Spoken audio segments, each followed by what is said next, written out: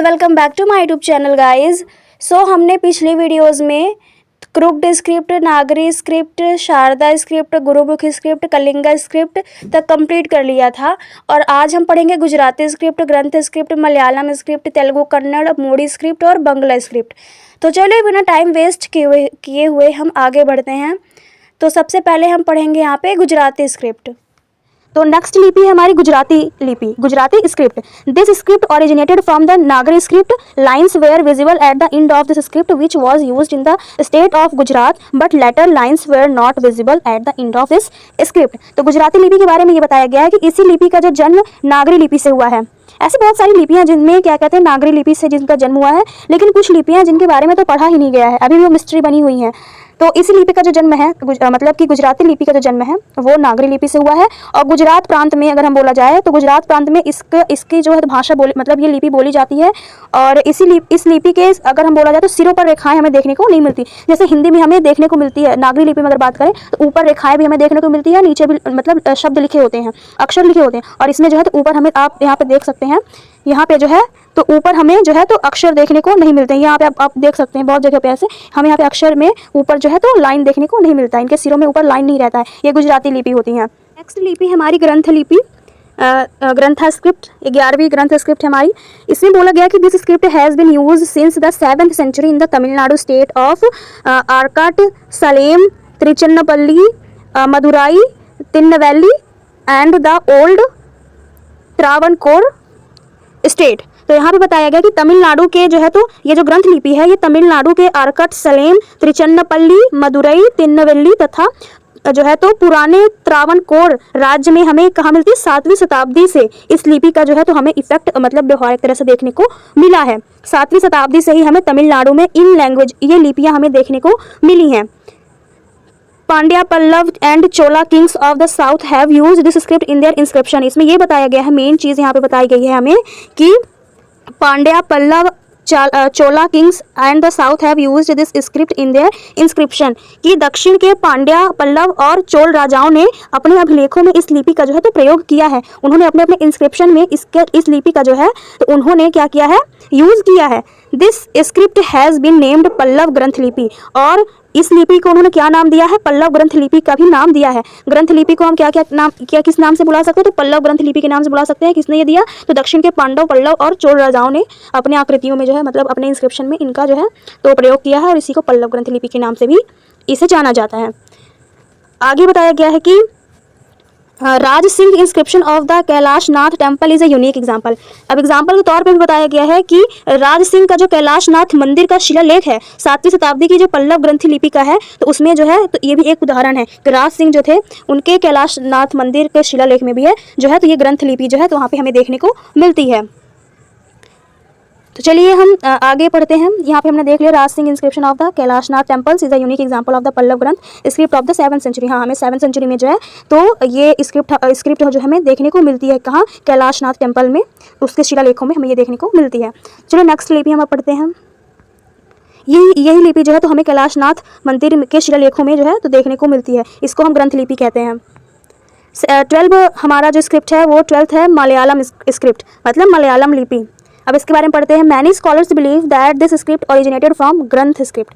अभी तो हमने ग्रंथ लिपि के बारे में ही पढ़ा था, यहाँ पे ग्रंथ लिपि के बारे में, यहाँ पे पांड्या, पाला और पल्लव, चोला किंग लोगों ने इसका यूज़ किया था। और यहाँ पे ये भी बताया गया कि मलयालम स्क्रिप्ट जो है तो ये ग्रंथ स्क्रिप्ट जो है उसके जन्म से यहाँ पे ये मलयालम स्क्रिप्ट बनी हुई है। इसी लिपि में द इन्फ्लुएंस ऑफ ग्रंथ script is clearly visible in this script. इसमें ये बताया गया है कि इस लिपि में ग्रंथ लिपि का जो प्रभाव है वो हमें पूर्ण रूप से अगर हम बोलें तो विजिबल है।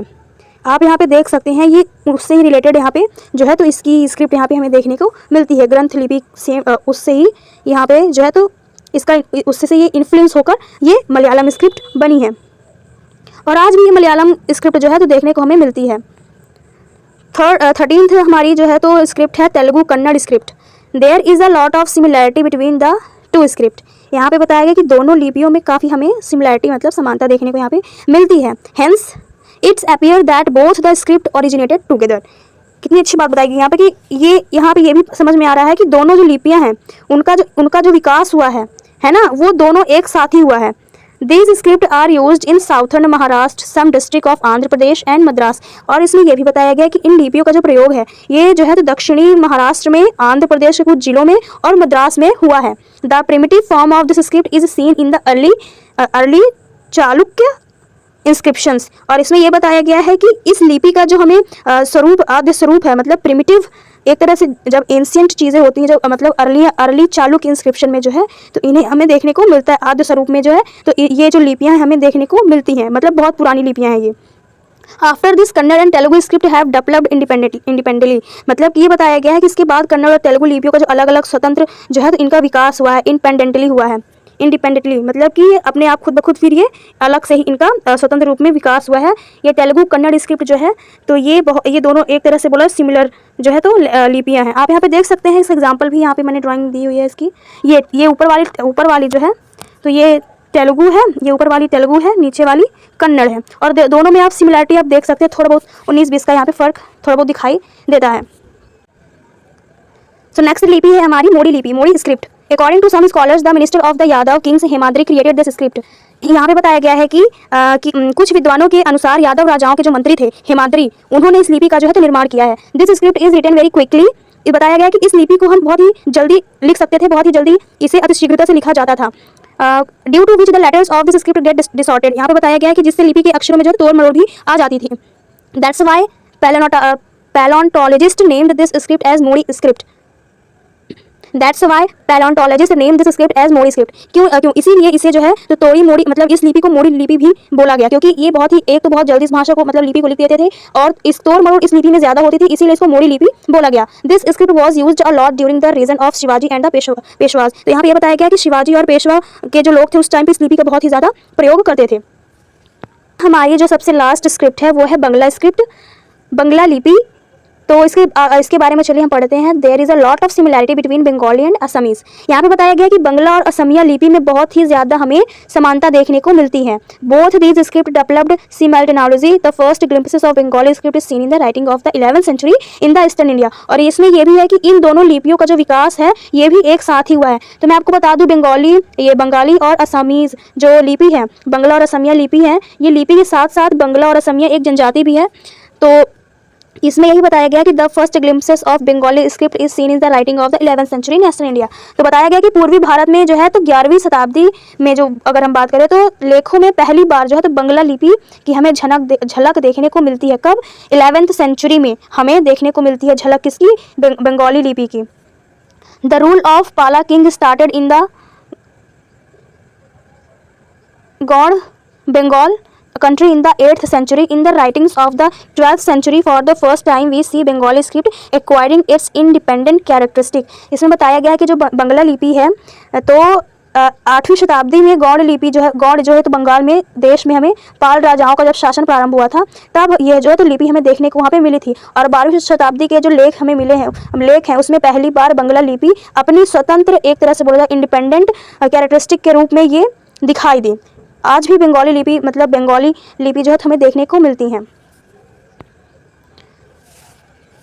तो लास्ट यही हमारा कंक्लूजन है कि while the above mentioned script have served a guide for many countries of the world, there are many scripts that have not been read till date. अभी भी जो है यहाँ पे बताया गया है कि हमारी कंट्री में अभी भी बहुत ऐसी लिपियाँ हैं जिन्हें अभी नहीं पढ़ा गया है, जिन्हें पढ़ नहीं पाए हैं, वो एक मिस्ट्री के रूप में बनी हुई है। Many Indian script being ancient remain a challenge for linguists till date. बताया गया कि हमारी जो भारतीय लिपि हैं वो इतनी प्राचीन कि उसे हम पढ़ नहीं पा रहे। एक तरह से वो विद्वानों के लिए मतलब एक चैलेंज का काम कर रही है, एक तरह से चैलेंज बन चुका है, क्योंकि वो बहुत ही प्राचीन लिपियाँ हैं। तो अभी भी इनके ऐसी बहुत सी इंडस लिपि जैसे बहुत सारी लिपियाँ हैं जिनके बारे में भी अभी अध्ययन नहीं किया गया है।